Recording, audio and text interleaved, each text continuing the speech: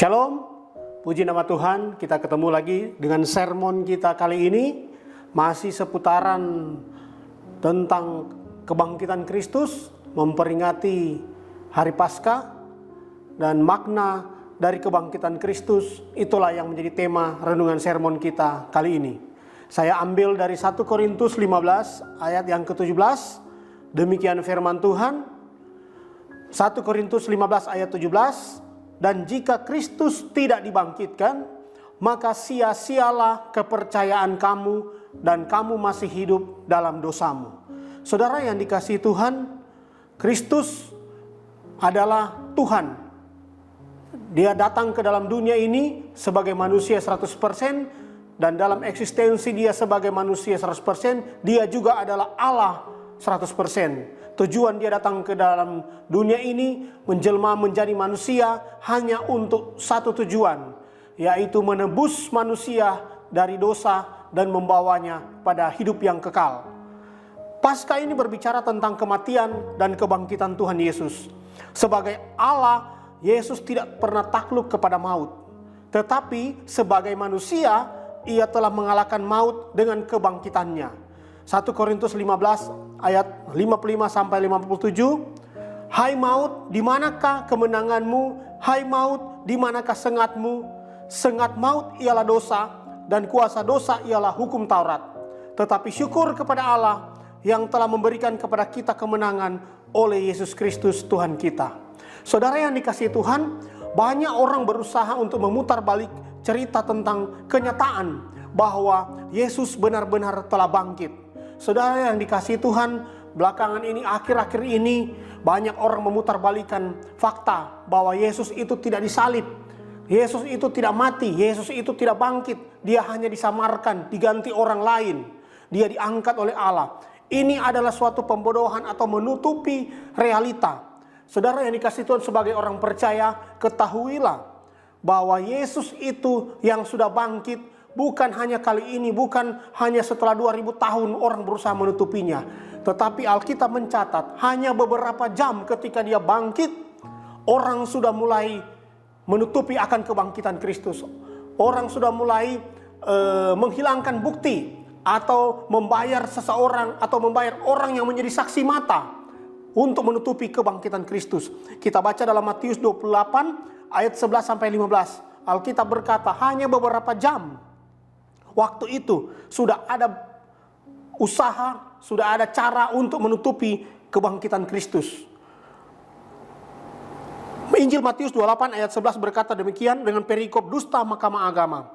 Ketika mereka di tengah jalan, datanglah beberapa orang dari penjaga itu ke kota dan memberitahukan segala yang terjadi kepada imam-imam kepala. Dan sesudah berunding dengan tua-tua, mereka mengambil keputusan lalu memberikan sejumlah besar uang kepada serdadu-serdadu itu dan berkata, kamu harus mengatakan bahwa murid-muridnya datang malam-malam dan mencurinya ketika kamu sedang tidur. Dan apabila hal ini kedengaran oleh wali negeri, kami akan berbicara dengan dia sehingga kamu tidak beroleh kesulitan apa-apa. Saudara yang dikasihi Tuhan, serdadu-serdadu itu yang menyaksikan kebangkitan Kristus, yang berhadapan dengan seorang malaikat ketika peristiwa terjadi kebangkitan itu, terjadi gempa bumi yang sangat dahsyat. Alkitab mencatat di ayat sebelumnya bahwa serdadu-serdadu itu ketakutan. Mereka seperti orang mati, gemetar melihat kebangkitan Kristus. Tetapi mereka disogok untuk menutupi kebangkitan Kristus. Ini saudara baru terjadi beberapa jam. Kristus sudah berusaha, peristiwa ini sudah orang-orang tertentu sudah berusaha untuk menutupi kebangkitan Kristus. Namun sebagai orang percaya yang mengasihi Tuhan, kita harus sadar, yakin bahwa Yesus benar-benar telah bangkit dan ia telah hidup untuk selama-lamanya. Saudara yang dikasihi Tuhan, renungan sermon kita kali ini berbicara apa makna kebangkitan Kristus dalam hidup kita. Yang pertama, makna kebangkitan Kristus dalam hidup kita adalah kepercayaan kita tidak sia-sia. Kita percaya kepada Allah yang hidup, sehingga oleh iman kepada Allah melalui Yesus kita didamaikan dengan Allah dan mendapat pengampunan dosa. 1 Yohanes 2 ayat 2 berkata, dan ia adalah pendamai untuk segala dosa kita, dan bukan untuk dosa kita saja, tetapi juga untuk dosa seluruh dunia. Alkitab berkata seluruh dunia, dosa seluruh dunia sudah ditanggungkan kepada Kristus. Tetapi yang jadi pertanyaan buat kita, apakah kita percaya sungguh-sungguh kepada Kristus? Nah, bagi orang yang mau percaya kepada Kristus bahwa dia telah mati dan dia bangkit, mengakui dia sebagai Tuhan dan Juru Selamat, ketahuilah kepercayaan kita tidak akan sia-sia. Nah, itu makna pertama dalam kebangkitan Kristus. Yang kedua, makna kedua dalam kebangkitan Kristus, yang kedua adalah tidak mengalami maut. Alkitab berkata, di dalam Yesus kita juga telah mengalahkan maut.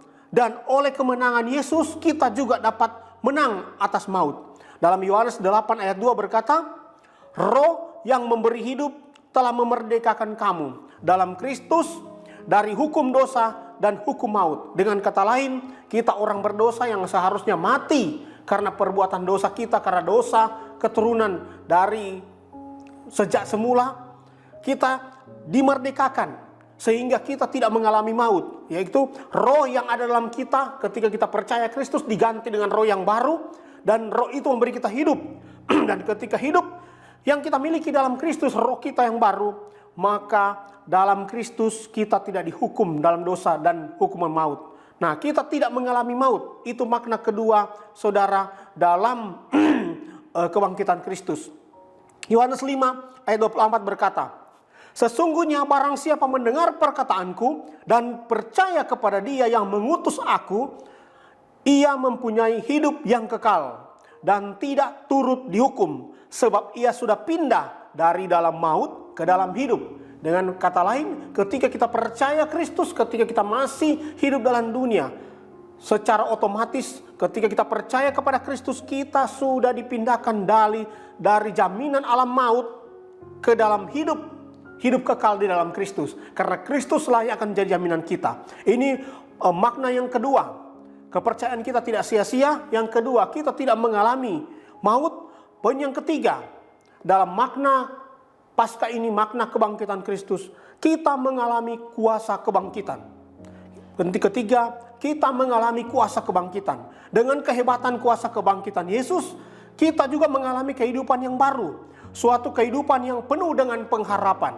Dengan kata lain, Tuhan menjamin kita, memberikan harapan kepada kita bahwa kelak juga kita punya kuasa kebangkitan. 1 Petrus 1 ayat 3 berkata, terpujilah Allah dan Bapa kita, Tuhan kita Yesus Kristus, yang karena rahmat-Nya yang besar telah melahirkan kita kembali oleh kebangkitan Yesus Kristus dari antara orang mati kepada suatu hidup yang penuh pengharapan. Saudara yang dikasihi Tuhan, mengalami kuasa kebangkitan.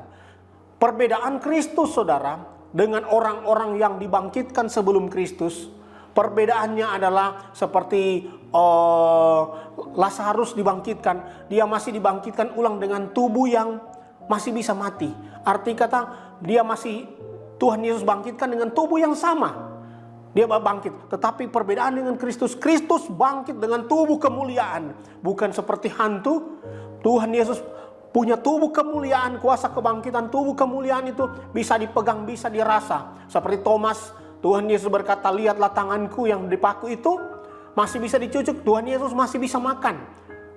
Kalau roh tidak bisa makan, tetapi Tuhan Yesus punya tubuh kemuliaan. Karena peristiwa itu ketika dia bangkit, belum naik ke surga 40 hari lamanya, dia masih memperlihatkan kuasa kebangkitan. Dengan kata lain, Tuhan Yesus bukan seperti hantu, tetapi kebangkitan Kristus yang tidak pernah dibatasi oleh tembok, oleh ruang dan waktu. Itulah yang dia perlihatkan kepada murid-muridnya, bahwa kuasa kebangkitan Kristus itu sangat dahsyat dan sangat luar biasa. Nah, Tuhan mau juga dalam kita mengalami kuasa kebangkitan, dalam arti kata punya pengharapan. Kita akan dibangkitkan bersama dengan Kristus. Nah, itu poin yang ketiga. Poin yang keempat, kita mendapat bagian dalam kerajaan Allah. Kita adalah orang yang harusnya binasa. Kita adalah orang yang harusnya dihukum kekal. Tetapi ketika kita percaya Kristus dengan kebangkitannya, kita mendapat bagian dalam kerajaan Allah. Saudara, orang yang harusnya dibinasakan seperti kita, tetapi ketika Tuhan Yesus menebus kita dan kita menerima Dia sebagai Tuhan dan Juru Selamat, kita mendapat bagian dalam kerajaan Allah. Oleh kuasa kebangkitan kita pun mendapat bagian dalam kerajaan Allah. Efesus 2 ayat 6 berkata, dan di dalam Kristus Yesus Ia telah membangkitkan kita juga dan memberikan tempat bersama-sama dengan Dia di sorga. Dengan kata lain, Tuhan Yesus memberikan kita tempat di sorga. Di dalam Kristus Yesus yang Ia telah membangkitkan kita juga dan memberikan tempat bersama-sama dengan Dia di sorga. Yohanes 14 ayat 2 berkata, di rumah Bapakku banyak tempat tinggal. Jika tidak demikian, tentu aku mengatakannya kepadamu, sebab aku pergi ke situ untuk menyediakan tempat bagimu. Dengan kata lain, kebangkitan Kristus kembali ke surga, Dia akan menyediakan tempat bagi kita. Kelak ketika kita meninggal atau menunggu kedatangan Tuhan Yesus yang kedua kali, kita diangkat bersama-sama di awan-awan, kita juga akan mendapat bagian dalam kerajaan sorga. Kita punya tempat, kita punya rumah yang kekal dalam kerajaan sorga. Itu poin yang keempat, dalam makna dalam makna kebangkitan Kristus, mendapat bagian dalam kerajaan Allah. Poin yang kelima yang terakhir, mendapat pembelaan di hadapan Allah. Saudara yang dikasihi Tuhan, ketika Yesus mati di atas kayu salib, Dia yang harus suci, Dia yang kudus, dijadikan dosa di atas kayu salib. Seluruh murka Allah, seluruh dosa manusia dari sejak semula dan sampai selamanya ditumpahkan di atas kayu salib.